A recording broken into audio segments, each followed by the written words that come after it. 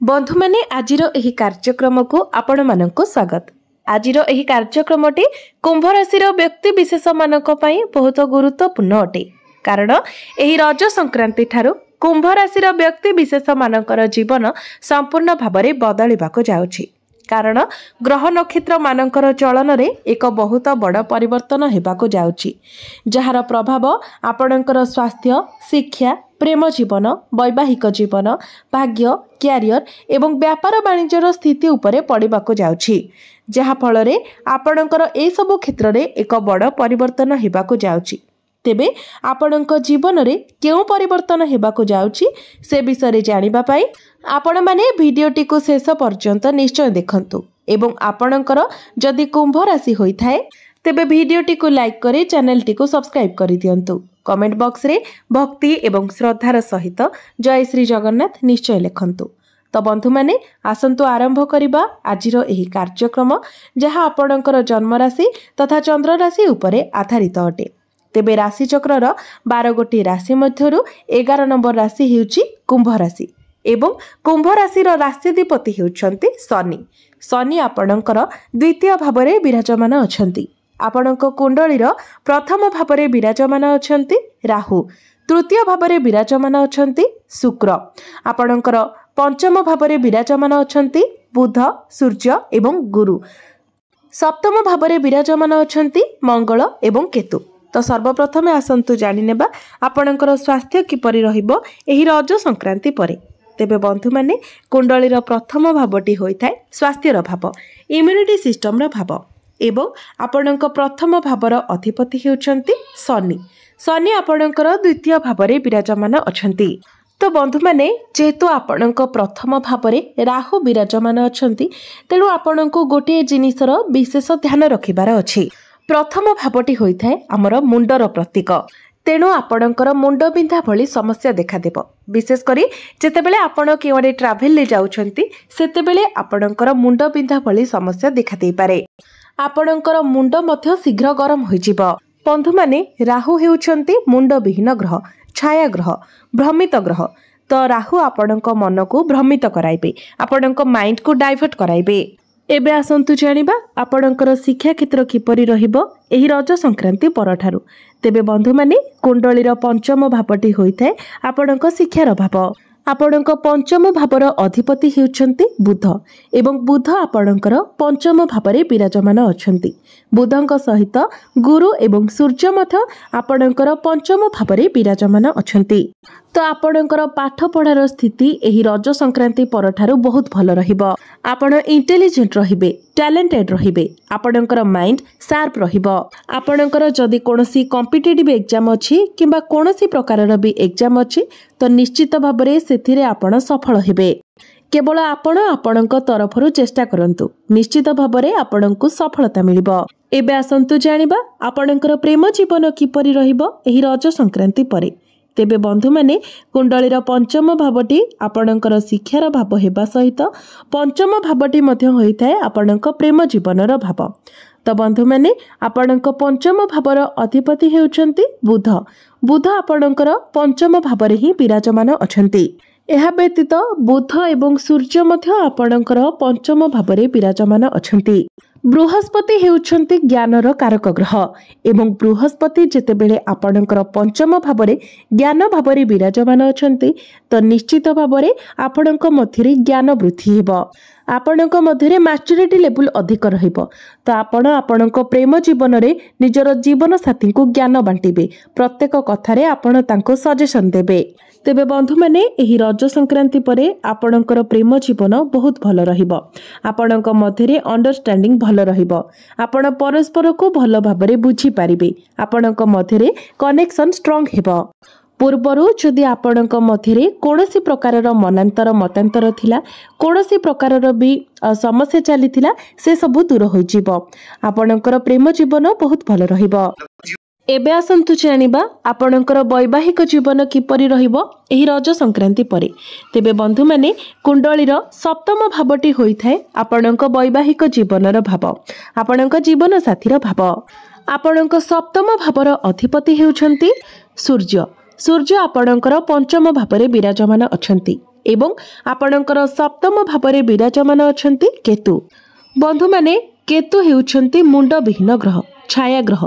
केतु जो भी भाव में विराजमान थांती सेही भाव सह जड़ित प्रत्येक जिनिस रे असंतुष्टि प्रदान करिथांती। तो जेपर्यंत केतु आपणकर सप्तम भाव में रहिबे आपणको आपणकर वैवाहिक जीवन प्रति विशेष ध्यान रखिबार अछि। कारण केतु आपणकर माइंड को डाइवर्ट कराइबे, आपणक मन रे शंका आनिबे। तो आपण आपणकर जीवन साथी को डाउट न करी तांको बुझिबा पई चेष्टा करंतु एवं निजे ही निजर वैवाहिक जीवन को ठीक रखिबा पई चेष्टा करंतु। जुक्ति तर्क ठारू दूरे रहंतु एवं आपणकर वैवाहिक जीवन रे आपण जेते बुझामणा ठीक रखिबे ताहा ही आपणक पई भलो हेबो।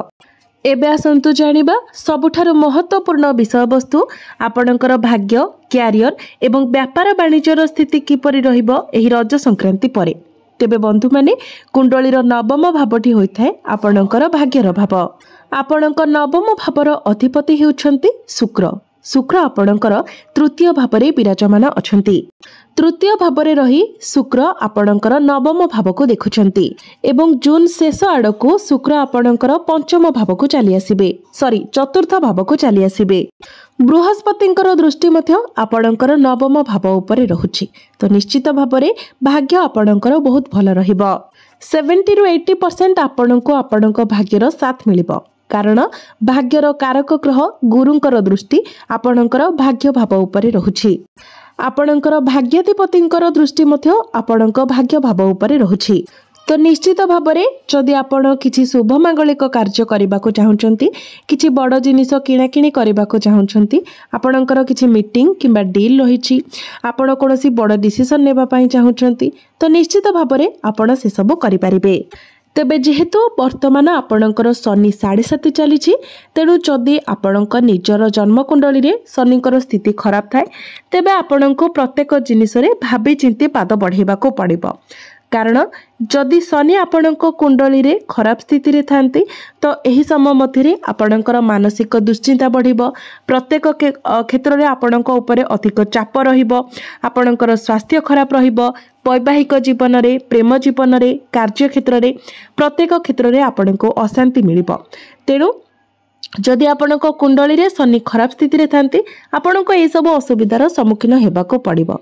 किंतु जदि आपणक कुंडली रे शनि भल स्थिति रे थांती तो एही समय आपणक उपरे चाप अधिक रहिले मध्य प्रत्येक क्षेत्र रे आपणको सफलता मिलिबो एवं एही समय शनि आपणको रंकर राजा मध्य बनाई देबे।